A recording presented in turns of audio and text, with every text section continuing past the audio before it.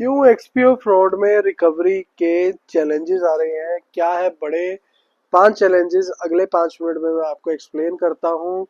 पैसा तो क्यों मिलेगा लेकिन क्या लगेगा टाइम क्यों, ये मैं आपको इस वीडियो में बताने वाला हूँ। वीडियो शुरू करने से पहले जय हिंद दोस्तों, मेरा नाम है अंकुर मल्होत्रा।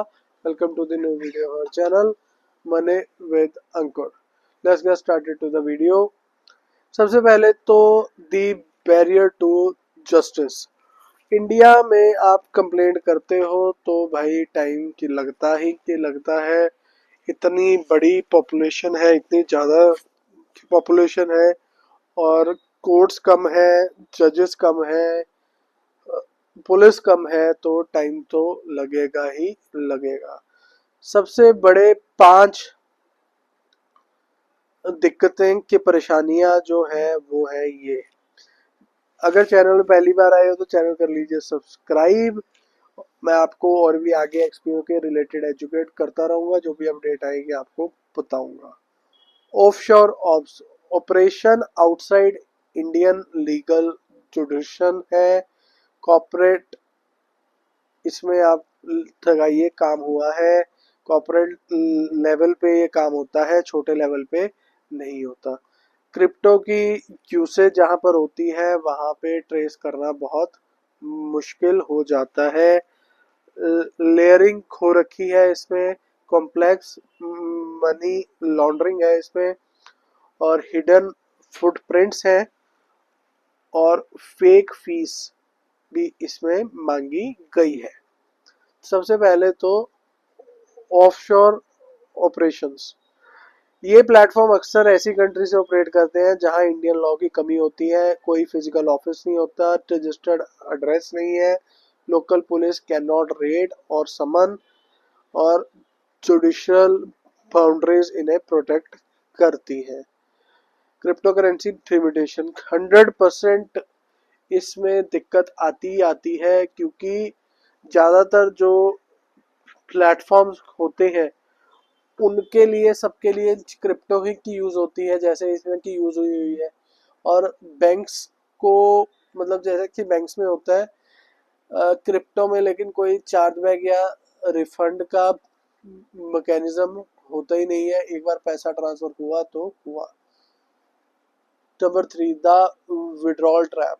अब इसमें कई लोगों ने सुना भी होगा, कईयों को, के लोगों को टैक्स मांगा गया कि वेरिफिकेशन फीस मांगी गई जब आपने विड्रॉ करने की कोशिश करी। Number 4, deleting digital footprints. इन्होंने डिजिटल जो फुटप्रिंट्स बनते हैं, ठीक है, जब आप देखें कि पहले तो उनकी कम्युनिकेशन ही कि बंद हो गया, अब एक तरीके से कि जवाब नहीं आता। अब अगर और आप लगाइए सितंबर तक इनकी की वेबसाइट है, सितंबर के बाद ये की वेबसाइट भी बंद हो जाएगी, और ये थोड़े दिनों में कि नई एंटिटी से कहीं और काम कर लेंगे। Money laundering and layering. अब क्या होता है कि आपका पैसा एक अकाउंट में नहीं रहता, स्कैमर्स उसे तुरंत किसी के अलग अलग क्रिप्टो वॉलेट्स में लेयर कर देते हैं। Delayed action.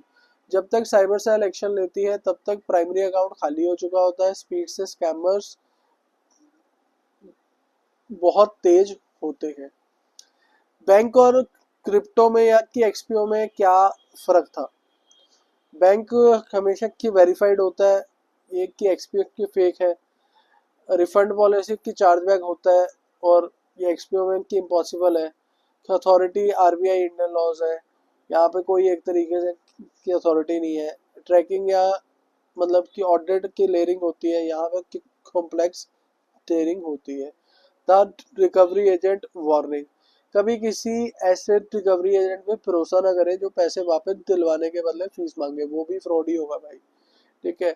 तो अब आप स्टेप क्या ले सकते हो अगर आपके साथ फ्रॉड तो हो ही चुका है, और ये थी मतलब दिक्कतें जो कि आने वाली थी जो आ चुके हैं।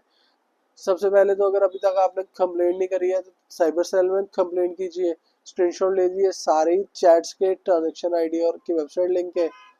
Stop further payment. अब इतना बेवकूफ़ तो मेरे हिसाब से कोई नहीं है, लेकिन अगर कुछ लोग होते हैं जो कि विड्रॉल फीस और टैक्सेस के चक्कर में फंस जाते हैं, वहाँ भी आप अपने पैसे कमाओगे। अगर अ, आपका जो बैंक अकाउंट से की ट्रांजेक्शन हुई है तो वो दूसरे अकाउंट को फ्रीज कर सकते हैं। अगर आपके क्वेश्चंस हैं तो कमेंट बॉक्स में आप पूछ सकते हैं। और एक्सपीओ के रिलेटेड जो भी मेरे पास इसके नया अपडेट आएगा मैं आपको दूंगा। ये था एक्सपीओ फ्रॉड की रिकवरी में क्या चैलेंजेस आ रहे हैं और क्यों आपका पैसा डिले हो रहा है। चैनल में पहली बार आए तो चैनल सब्सक्राइब करके जाइए। जय हिंद, जय Bharat. Please like, share and subscribe.